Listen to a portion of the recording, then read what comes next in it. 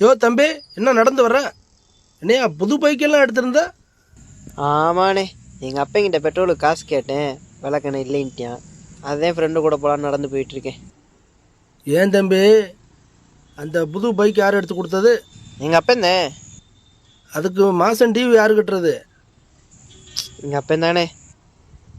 காலேஜுக்கு ஃபீஸ் யார் கட்டுறது? எங்கள் அப்பந்தானே. நீ யூஸ் பண்ணுற செல்ஃபோன் யார் எடுத்து கொடுத்தது? அடா என்னண்ணே, எங்கள் அப்பந்தானே. அதுக்கு ரீசார்ஜ் யார் பண்ணுறது?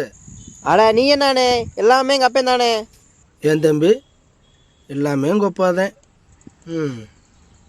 ஆனால் நீ அவர் கொடுக்குற மரியாதை அவன் இவன் வெண்ணெய் விளக்கெண்ணெய். ஏன் தம்பி, உனக்காக இவ்வளோ செய்கிறாரு எங்கள் அப்பா. அந்த 50 ரூபா பெட்ரோலுமா உனக்கு இல்லைன்றுவார். உண்மையிலே அவர்கிட்ட காசு இருந்திருக்காதுப்பா. வந்து பெத்த தகப்பனை புரிஞ்சு நடங்க. அம்மா 100 மடங்கு தியாகம் பண்ணுறான்னா அப்பங்கிறவன் 1000 மடங்கு தியாகம் பண்ணுறவன். அதை புரிஞ்சுக்கங்க தம்பி. அப்பா உங்களுக்கு இருக்கிறதுனால அதோட அருமை தெரியல. அப்பா இல்லாதவனை போய் கேட்டு பாருங்க, அப்பான்னு என்னன்னு தெரியும். அப்பங்கிறவன் வெறும் அப்பை மட்டும் இல்லையா, அந்த ஆண்டவனுக்கே மேல. சாரிண்ணே. தம்பி, இன்னைக்கு எப்படி உங்க அப்பாவை நீங்க நடத்துறீங்களோ அதே மாதிரி தான் நாளைக்கு உங்க பிள்ளைங்க உங்களை நடத்துவாங்க.